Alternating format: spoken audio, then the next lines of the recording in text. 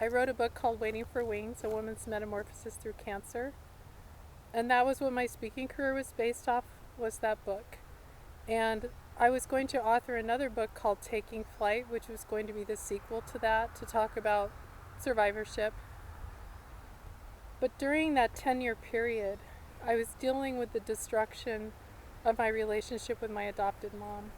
And so I found when I go to the computer, I have a really cool writing program that it's almost like a journal. And so instead of writing what I was supposed to be writing, I was making entries. And I just couldn't feel the next book in the way that it was set up. I just didn't. It was there, but I was writing about something else. And when my mom passed away about 1.5 years ago, I thought I really need to go back to this, to writing. And I had the same experience, and I thought, you know what I'm going to do? I'm just going to print out, for the heck of it, my writing and just see what I have, because I didn't reread any of it. And I still remember that day. My husband was out of town. It was dark. And I went to his office printer, and I sat down, and the chair was really low. So I'm like, it was like, this thing is going to give birth, right? I'm looking right in, and I'm going, okay, here we go. Let's do this. Push. And all of a sudden, this computer is, and it literally offers me my book. And I get chills just thinking about it, because when I held the weight of my words in my hands, and I realized that they weighed the same as my mom's cremated ashes. Like it felt, that was like the significance of that moment. I knew, and that's when the title came. I said, the title to this book is Pulled by the Root. Because that, what I was supposed to be writing, I already was writing. So then when I looked at it, of course it was all first draft and very mixed up, but there was a central theme through all of it. And I needed someone to anchor it, as my son so delicately said. And so when I invited you into this process, it was really rough. Everything needed to come together, but the substance was there. I think our readers are going to get a lot more out of it too, because it's coming from a very authentic place. There is not one word in this book that wasn't written without me being intentional. If I sit down at the computer and there's a bunch of BS in my head, I get back up and I walk away, because I'm not offering anything that isn't real, period. What I want our audience to know is that I think a lot of people, when they read my story or hear what's happened in my life, they feel like, oh my gosh, wow, ooh, what I've been through doesn't compare to that. What I want our audience to know are several things. I want people to know that pain is relative. And that's how I feel about it. We're not here to compare painful experiences. And I would like to believe that no matter what pain you're suffering from, and just the fact of being human, you're going to suffer from abandonment, you're going to suffer from trauma, all the things. Yes, when you're adopted, that's a lot deeper, because it happened before you had that pre-verbal trauma. I think makes adoptees more vulnerable and maybe have a little bit more of a struggle. When the abandonment comes along, we get super triggered. And I'm not an expert. That's why I'm leaning on all the other experts. I just know from a lived experience.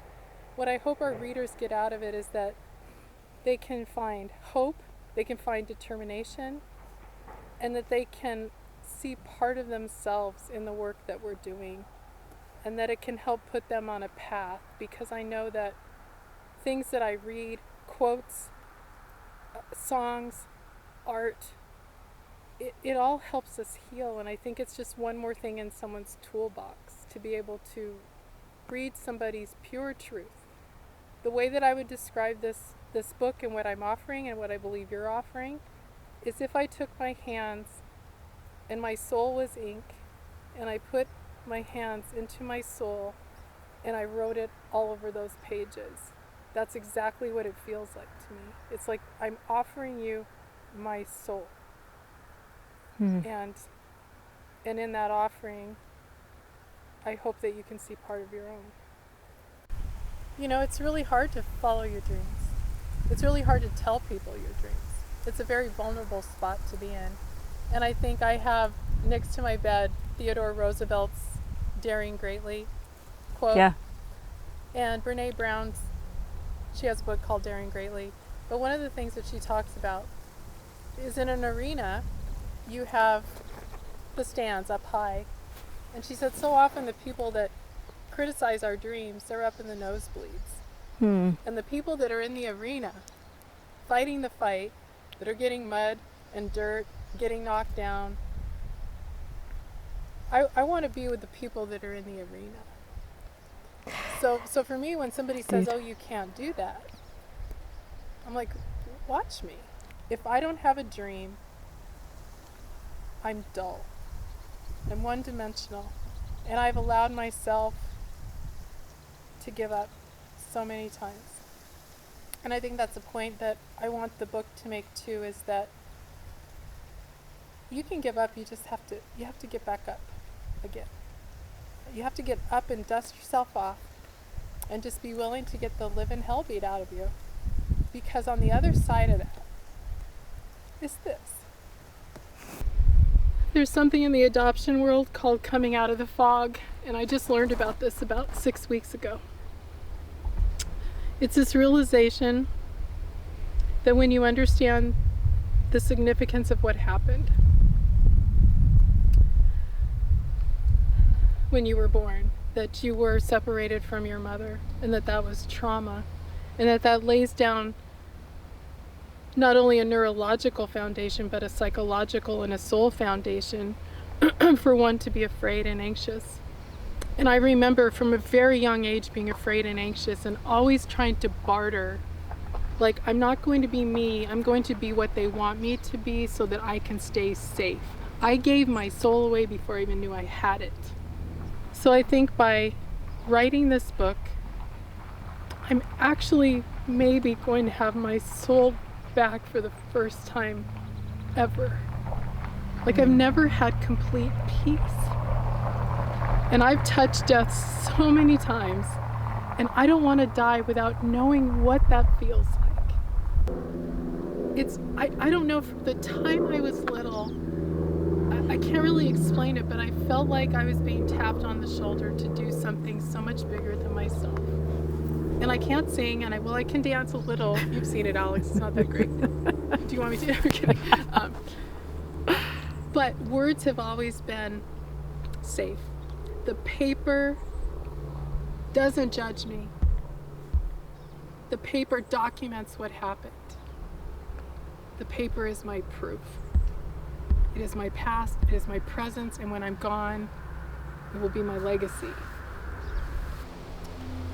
Oh gosh. I just think there's so much pain in our world, and that we've lost so much connection with each other and what is real.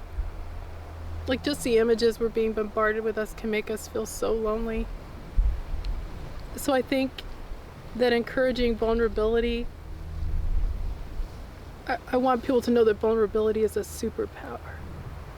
I love that. It's not a weakness.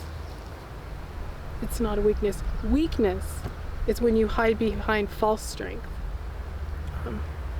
And so I hope by my open robe life that my vulnerability will encourage people to find their own power, their own story, and be able to take charge of their story in the best way that they can. So when I think about being pulled by the root, so let's say I was a little Pennsylvania root.